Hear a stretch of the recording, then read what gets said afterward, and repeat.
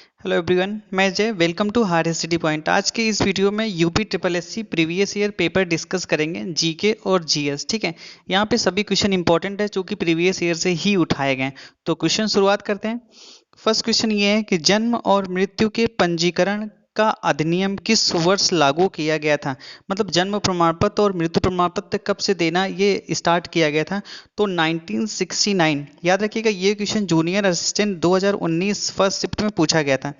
Next है, कराधान कानून संशोधन अधिनियम 2017 ने से स्वच्छ ऊर्जा उपकर को प्रतिस्थापित किया था। मतलब ये भी क्वेश्चन जूनियर असिस्टेंट में आया और ये जीएसटी से रिलेटेड क्वेश्चन है। तो इसका जो आंसर हो जाएगा जीएसटी प्रतिपूर्ति उपकर, जो कि 2017 में ही लाया गया था। ठीक है, तो यहाँ पे जीएसटी से रिलेटेड कुछ फैक्ट देख लेते हैं।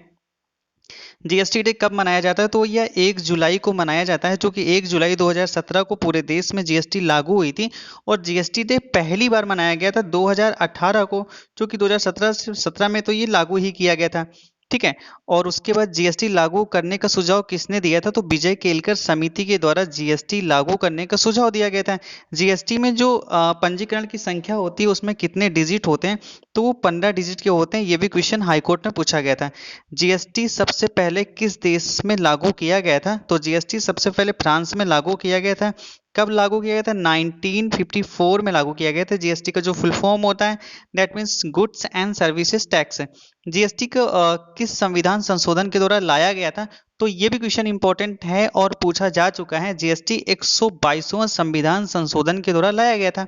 ठीक है, और भारत की जो जीएसटी है वो किस मॉडल पे आधारित है, कनाडा के मॉडल के आधारित है।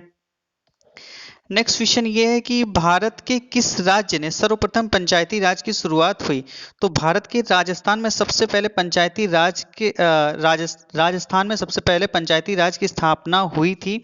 और नागौर जिले में कब हुई थी, तो 2 अक्टूबर 1959 को इसकी शुरुआत की गई थी। उस टाइम के जो पीएम थे जवाहरलाल नेहरू जी थे। ठीक है, उसके बाद यहाँ पे होता है कि 24 अप्रैल 1993 को 73वां संविधान संशोधन अधिनियम 1992 में भारत में पंचायती राज व्यवस्था को संवैधानिक दर्जा प्राप्त हुआ। मतलब यहाँ पे लागू तो कर दिया गया था लेकिन उसे संवैधानिक दर्जा नहीं प्राप्त था, इसकी कुछ लिखित संविधान में नहीं था। तो किस संविधान संशोधन के द्वारा यह पंचायती राज का गठन किया गया, तो 73वां संविधान संशोधन के द्वारा इसका गठन किया गया। यहाँ पे पूछा जाता है कि पंचायती राज दिवस कब मनाया जाता है, तो 24 अप्रैल को मनाया जाता है, क्योंकि 24 अप्रैल को ही इसको संविधान में इसको दर्जा दिया गया था। नेक्स्ट है, संविधान के किस संशोधन के जरिए भारत में आर्थिक आरक्षण पारित किया गया था, तो संविधान में यह आरक्षण पारित किया गया था 103 संविधान संशोधन के द्वारा। ठीक है, और इसमें क्या है खास कि क्यों दिया गया, तो संविधान के 103वें संशोधन अधिनियम के जरिए भारत में आर्थिक सर्वेक्षण पारित किया गया। इस अधिनियम में संविधान के अनुच्छेद 15 और 16 में संशोधन कर एक उपबंध जोड़ा गया, जो राज्यों को आर्थिक रूप से कमजोर किसी भी वर्ग के नागरिकों के उत्थान के लिए विशेष प्रावधान बनाने का अधिकार देता है। इस अधिनियम में उच्च वर्ग मतलब EWS, economic vehicle section, weaker section, ठीक है, तो इसमें विशेष प्रावधान बनाने का अधिकार देता है। इस अधिनियम में उच्च वर्ग के गरीब लोगों को सरकारी नौकरियों में 10% का आरक्षण दिया जाएगा। अब यहाँ से संविधान संशोधन से कुछ इंपॉर्टेंट चीजें भी देख लेते हैं कि पहला संविधान संशोधन कब हुआ था। मोस्ट इंपॉर्टेंट क्वेश्चन है, 1951 में हुआ था और इसमें 9वीं सूची जोड़ी गई थी। नेक्स्ट एक और पूछा जाता है कि किस संविधान संशोधन के द्वारा मतदान की आयु 21 वर्ष से घटाकर के 18 की गई, तो 61वें संविधान संशोधन के द्वारा ये किया गया था। कब किया गया था, 1989 को। नेक्स्ट, कौन सा विकल्प पश्चिमी घाट का सर्वोच्च शिखर है, ये भी क्वेश्चन जूनियर असिस्टेंट 2019 में आया है। ठीक है, इसके पहले भी जो क्वेश्चन हमने कराया था वो भी जूनियर असिस्टेंट का ही है, प्रथम पाली का है। ठीक है, तो इसमें पूछा गया कौन सा विकल्प पश्चिमी घाट का सर्वोच्च शिखर है, तो ये अन्नामुड़ी जो कि पश्चिमी घाट का सर्वोच्च शिखर है। अब इसके बारे में कुछ देखते हैं। अन्नामुड़ी शिखर केरल में इडुक्की जिले, इडुक्की से यहाँ पे एक चीज और याद करिएगा, जो इडुक्की परियोजना है वो पेरियार नदी पे है। ठीक है, तो क्या प्रसिद्ध है, इरविकुलम राष्ट्रीय उद्यान में स्थित है। दक्षिण भारत का ही नहीं बल्कि पश्चिमी घाट का भी सबसे ऊंची चोटी है। इसकी ऊंचाई 2695 मीटर है। यह अन्नामलाई पर्वत श्रृंखला की सबसे ऊंची चोटी है। नेक्स्ट, चिल्का झील उड़ीसा राज्य में स्थित भारत के सबसे बड़ी पानी की झील है। किसके दक्षिणी में स्थित है, ये भी जूनियर असिस्टेंट का क्वेश्चन है 2019 का। तो यहाँ पे क्वेश्चन देख रहे हैं कि कितनी टफ फ्रेमिंग की गई है। ठीक है। तो इसका जो आंसर हो जाएगा आपका महानदी डेल्टा, इसका आंसर हो जाएगा महानदी डेल्टा। तो यहाँ चिल्का झील से रिलेटेड कुछ एक्स्ट्रा फैक्ट देख लेते हैं क्या है। तो पहले तो ये देख लेते हैं, यह महानदी डेल्टा दक्षिणी ओर स्थित है, या महानदी डेल्टा के दक्षिणी ओर स्थित है, भारत की सबसे बड़ी और विश्व की दूसरी सबसे बड़ी झील है। मतलब इंडिया की तो लार्जेस्ट है, उसके बाद अगर वर्ल्ड में देखेंगे तो दूसरी है। इसकी जो लंबाई की बात करते हैं तो 70 किलोमीटर है और चौड़ाई इसकी 30 किलोमीटर है। यह समुद्र का एक भाग है जो महानदी द्वारा लाई गई मिट्टी जो जमा हो जाने से समुद्र से अलग होकर एक छिछली झील के रूप में बन गई।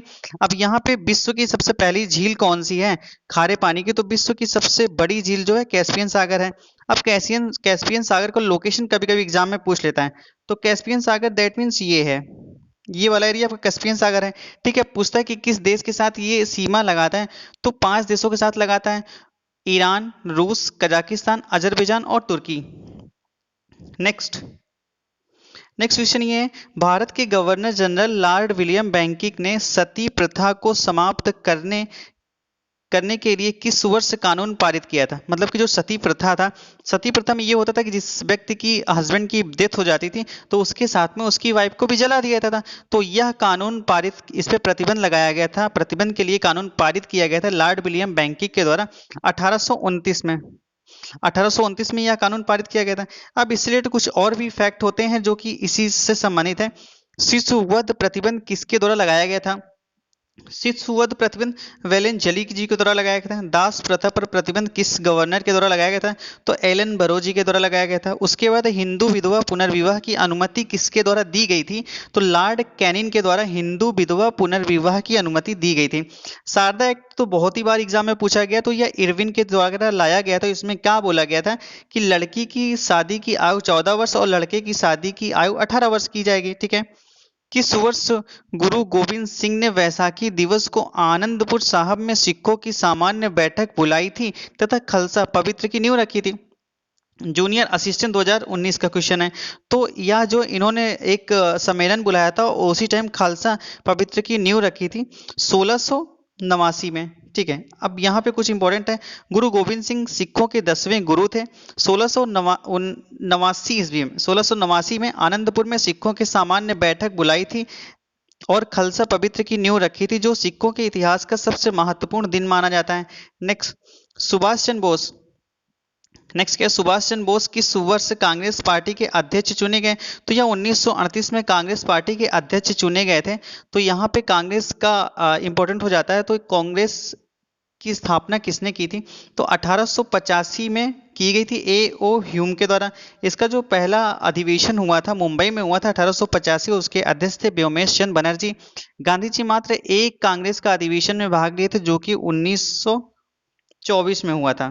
नेक्स्ट है कि किस वर्ष से ईस्ट इंडिया कंपनी के जहाजों, यहाँ पे ईस्ट इंडिया कंपनी होगा, ठीक है, किस वर्ष ईस्ट इंडिया कंपनी के जहाजों ने सूरत के पास स्थित इस्यूश्री में पुर्तगालियों को पराजित किया। ये भी जूनियर असिस्टेंट 2019 का ही पेपर का क्वेश्चन है। ठीक है, पराजित किया तो 1612 में ऐसा किया गया था। नेक्स्ट, ये उत्तर प्रदेश में भारतीय वाणिज्य एवं उद्योग मंडल एसोचैम यूपी की स्थापना कब की गई थी, तो यह 1994 में की गई थी। अब एसोचैम क्या होता है, यूपी में भारतीय वाणिज्यिक एवं उद्योग मंडल एसोचैम यूपी की स्थापना 1994 में की गई थी। भारतीय वाणिज्य उद्योग एसोचैम भारत के वाणिज्यिक संघों के प्रतिनिधित्व की संस्था है। ठीक है, एसोचैम यूपी के वाणिज्य एवं व्यापार के हितों की रक्षा के लिए काम करती है। इसकी स्थापना 1994 में की गई थी। एक ऐसे वातावरण के निर्माण के लिए की गई थी जिसमें सदस्य और इकाइयों के कल्याण को सुनिश्चित करने के अतिरिक्त व्यापार और उद्योग विकसित और समृद्ध कर सकें। मतलब व्यापार को एक तरह से संगठन रेगुलेट करने के लिए एसोचैम की स्थापना की गई थी, जो कि व्यापार मंडल को संचालित करने के लिए अपना योगदान दे सके।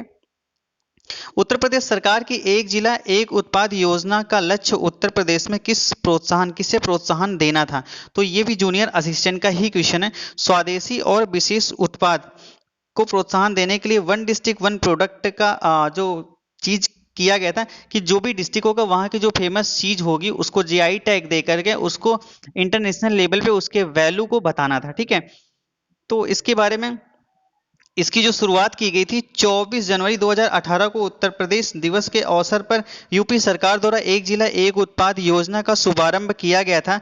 इस योजना के माध्यम से जिले के छोटे माध्यम और परंपरागत उद्योगों का विकास संभव हो पाएगा। यूपी सरकार की एक जिला एक उत्पाद योजना का लक्ष्य उत्तर प्रदेश में स्वदेशी और विशेष उत्पाद को प्रोत्साहित करना है।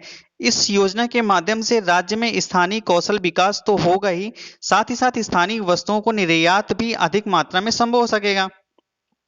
नेक्स्ट है प्रायद्वीपीय पहाड़ी मैदान पठार की एक अनोखी विशेषता काली मिट्टी का क्षेत्र है जिसे दक्कन ट्रैक कहा जाता है और यहाँ पे क्या होता है, दक्कन ट्रैप भारत के पश्चिमी हिस्सों में एक प्रदेश है जहाँ की भूविज्ञानिक संरचना क्रीटेसस युग की ज्वालामुखी ट्रिप के दौरान बनी बेसाल्ट चट्टानें हैं। इस भाग में बेसाल्ट के ऊपर बनी काली रेंगुल मिट्टी पाई जाती है। यह विश्व के कुछ सबसे बड़ी ज्वालामुखी निर्मित स्थलों में से एक है। यह भी क्वेश्चन जूनियर असिस्टेंट 2019 का ही है। नेक्स्ट ये उत्तर प्रदेश सरकार ने वर्ष 2018 में यूपी खादी नामक ब्रांड के तहत राज्य में निर्मित खाद्य वस्तुओं के संवर्धन हेतु किस कंपनी के साथ समझौता ज्ञापन पर हस्ताक्षर किया। तो इसको एक तरह से क्या कहते हैं, ऑनलाइन बिजनेस क्रिएट करने के लिए अमेजन के साथ में यह हस्ताक्षर किया गया। तो अब यहाँ पे कुछ अमेजोन रिलेटेड चीज़ें जो हैं वो इंपॉर्टेंट हो जाती है। अमेजोन जो है वो अमेरिका की कंपनी है, ठीक है, और इसकी स्थापना 1994 में जेफ बेजोस जी के द्वारा की गई थी। नेक्स्ट क्या है, नेक्स्ट ये उत्तर प्रदेश में कृषि कुंभ 2018 का आयोजन कहाँ किया गया। तो जो कृषि कुंभ का आयोजन किया गया था लखनऊ में किया गया था। और कहाँ पे किया गया था, भारतीय गन्ना अनुसंधान संस्थान तेलीबाग लखनऊ में किया गया था। उद्देश्य क्या था, किसानों, तकनीकी विशेषज्ञों और व्यवसायियों को एक ऐसा साझा मंच प्रदान करना जहां वे कृषि उत्पादन, विपणन, कृषि के आधुनिक तरीके, मुर्गी पालन, मत्स्य पालन, मछली पालन, बागवानी, हार्टिकल्चर संबंधित चीजें, नई जानकारियों का आदान प्रदान कर सकें। और यह बेसिकली फोकस्ड था क्योंकि 2022 में किसानों की आय को दुगनी करने का लक्ष्य रखा गया है। नेक्स्ट, उत्तर प्रदेश में लड़कियों के स्वास्थ्य एवं शैक्षणिक मानक के प्रचार हेतु कौन सी योजना की शुरुआत की गई है। तो अभी तक के जितने भी क्वेश्चन कराए गए हैं जूनियर असिस्टेंट 2019 से ही लिया गया है। तो यह है कन्या सुमंगला योजना। इसमें क्या प्रावधान किया गया है, तो योगी सरकार ने लड़कियों के जन्म को प्रोत्साहित करने के और स्वास्थ्य तथा शैक्षणिक कार्यों के लिए, जिसमें सरकार बालिकाओं के जन्म के समय से लेकर इंटर से पहुंचने तक की 6 किस्तों में उन्हें 15,000 रुपए देगी, ठीक है। नेक्स्ट उत्तर प्रदेश में सबरी संकल्प अभियान की शुरुआत किसके लिए की गई है। सबरी संकल्प अभियान की शुरुआत किसके लिए की गई है, तो ये की गई है कुपोषण दूर करने के लिए। उत्तर प्रदेश में कुपोषण मुक्त बनाने के लिए सबरी संकल्प अभियान की शुरुआत 1 नवंबर 2017 को की गई थी, ठीक है। इसमें क्या किया गया था, तो इसमें किया गया था कुपोषित बच्चों को पीली और अति कुपोषित बच्चों को लाल श्रेणी में रखा गया था। इन बच्चों की वजन की नियमित ट्रैकिंग ऑनलाइन की जाएगी और इसके लिए आंगनबाड़ी और अन्य विभाग को यह काम सौंपा गया था। नेक्स्ट क्या है, नेक्स्ट है प्लासी की लड़ाई अंग्रेज और किसके बीच लड़ी गई थी। जूनियर असिस्टेंट 2019 का पेपर का ये क्वेश्चन है, ठीक है। तो प्लासी की लड़ाई जो अंग्रेजों और सिराजुद्दौला के बीच लड़ी गई थी, कब लड़ी गई थी, 23 जून 1757 को लड़ी गई थी। भागीरथी नदी के किनारे प्लासी नामक स्थान पर यह लड़ाई हुई थी, इसलिए इसका प्लासी लड़ाई नाम दिया गया। इस लड़ाई में एक और ब्रिटिश ईस्ट इंडिया कंपनी की सेना थी तो दूसरी ओर बंगाल के नवाब की सेना थी। कंपनी की सेना ने रॉबर्ट क्लाइव के नेतृत्व में नवाब सिराजुद्दौला को हरा दिया था। नेक्स्ट, किसके शासन को चित्रकला का स्वर्ण युग कहा जाता है। किसके शासन को चित्रकला का स्वर्ण युग कहा था, मोस्ट इंपोर्टेंट क्वेश्चन बहुत बार पूछा गया। तो जहांगीर के शासनकाल को चित्रकला का स्वर्ण युग कहा जाता है। अगर बात करते हैं अकबर की, तो हिंदी साहित्य का स्वर्ण युग अकबर के शासनकाल को कहा जाता है। स्थापत्य कला की बात करते हैं तो शाहजहां ने जो ताजमहल बनवाया था उसकी वजह से इन्होंने बहुत ज्यादा नक्काशी उसमें की थी। तो स्थापत्य कला का स्वर्ण युग शाहजहां के शासनकाल को कहा जाता है। और अगर भारत का स्वर्ण युग की बात करेंगे तो गुप्त काल को कहा जाता है, क्योंकि यहाँ इसमें गुप्त काल में आप देखेंगे तो बहुत सारी मंदिर बनाई गई थी, ठीक है। और एक इनका काम और है, पाटलिपुत्र को पटना नाम में परिवर्तित किया था, किसके द्वारा, गुप्त काल के टाइम पे ही, ठीक है। नेक्स्ट है काजीरंगा विश्व में तीसरा सबसे ऊंची पर्वत चोटी है, यह किसके बीच स्थित है। जो काजीरंगा सबसे ऊंची चोटी है भारत और नेपाल के बीच स्थित है। सबसे ऊंची मतलब तीसरे नंबर पे सबसे ऊंची है। तो इसकी जो ऊंचाई है इसकी ऊंचाई कितनी है? 8,598 इसकी ऊंचाई है। ठीक है, अब यहाँ पे कुछ और इंपॉर्टेंट चोटियों की बात कर लेते हैं। तो यह भारत के हिमालय पर्वत श्रेणी सिक्किम राज्य के केंद्र में स्थित है।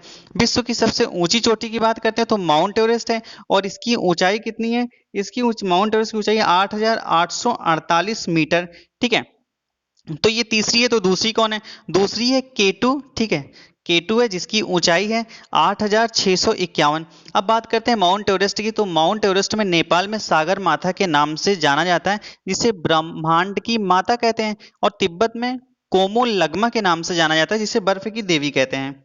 नेक्स्ट, रे टॉमलिंसन को किसका श्रेय दिया जाता है? जो रे टॉमलिंसन थे, इनको किसका श्रेय दिया जाता है? ये भी जूनियर असिस्टेंट का क्वेश्चन है, और इसके पहले वाला भी जूनियर असिस्टेंट 2019 का था। ये जूनियर असिस्टेंट 2016 का क्वेश्चन है। ठीक है, तो इसमें क्या कहा जाता है? सबसे पहला ईमेल भेजने का इन्हें श्रेय दिया जाता है। नेक्स्ट क्या है? सबसे पहले कंप्यूटर का निर्माण किसने किया था? तो सबसे पहला कंप्यूटर चार्ल्स बेबेज ने बनवाया था 1622 में। अब रेमंड सैमुअल की बात कर लेते हैं। तो एक अग्रणी अमेरिकी कंप्यूटर प्रोग्रामर थे। इंटरनेट पर पहला ईमेल प्रोग्राम लागू किया था। कब लागू किया था? 1971 में। उन्हें अंतरराष्ट्रीय स्तर पर ईमेल के आविष्कारक के रूप में जाना जाता है। नेक्स्ट है स्टैचू ऑफ यूनिटी किसके प्रति श्रद्धांजलि है? तो जो स्टैचू ऑफ यूनिटी है, सरदार वल्लभ भाई पटेल के प्रति श्रद्धांजलि है। जूनियर असिस्टेंट 2016 का क्वेश्चन है। भारत के प्रथम उप प्रधानमंत्री और प्रथम गृह मंत्री थे। नर्मदा जिले के साधु बेट नामक स्थान पर नर्मदा नदी के किनारे लगभग 182 मीटर तल से ऊंचाई 182 मीटर है, और वैसे टोटल ऊंचाई नीचे से देखेंगे तो 240 मीटर है। ऊंचाई भी क्वेश्चन में आया था पेपर में। ठीक है, तो इंपॉर्टेंट हो जाता है। नेक्स्ट, अगर ये है दुनिया, तो इसके पहले दुनिया की सबसे ऊंची प्रतिमा कौन सी थी? तो चीन में स्थित महात्मा बुद्ध की प्रतिमा थी, जो कि 153 मीटर ऊंची थी। नेक्स्ट होता है दुनिया के सबसे बड़े क्षार रेगिस्तान में से एक भारत में कहां पर स्थित है? तो जो भारत में स्थित है वो गुजरात कच्छ के रण में स्थित है, जो कि जिसकी अगर क्षेत्रफल की बात करते हैं तो 23,300 किलोमीटर में फैला है। यह समुद्र का एक अंग है जो भूचाल के कारण संभवतः अपने मौलिक तल से उभर आया था। गुजरात में उत्पादित होने वाले कुल नमक का 1/3 भाग कच्छ के रण से प्राप्त होता है। कच्छ का रण देश के सबसे बड़ी वाइल्ड लाइफ सेंचुरीज में से एक है। नेक्स्ट है मारियाना खाई किसके लिए प्रसिद्ध है? जो मारियाना ट्रेच है वो किसके लिए प्रसिद्ध है? तो यह प्रसिद्ध है पृथ्वी के सबसे गहरे बिंदु के लिए। जूनियर असिस्टेंट 2016 का क्वेश्चन है। विश्व की सबसे गहरी महासागरीय गर्त कौन सा है? तो प्रशांत महासागर में मारियाना ट्रेच है, जिसकी गहराई कितनी है? 11,033 मीटर इसकी गहराई है, और यह माउंट एवरेस्ट से भी गहरी है। माउंट एवरेस्ट इसका 1.5 मील भी छोटा पड़ेगा। ठीक है, और हिंद महासागर का सबसे गहरा गर्त कौन सा है? तो जावा गर्त हिंद महासागर में, और प्रशांत महासागर में मारियाना गर्त है। Next, thanks for watching guys. आप इसी तरह के सेट लगाने के लिए चैनल को सब्सक्राइब करें, वीडियो को लाइक और शेयर करना ना भूलें।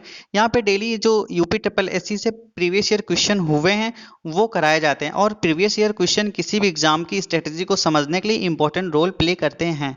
तो थैंक्स फॉर वॉचिंग। आपका कोई सुझाव हो तो कमेंट सेक्शन में जरूर बताएं।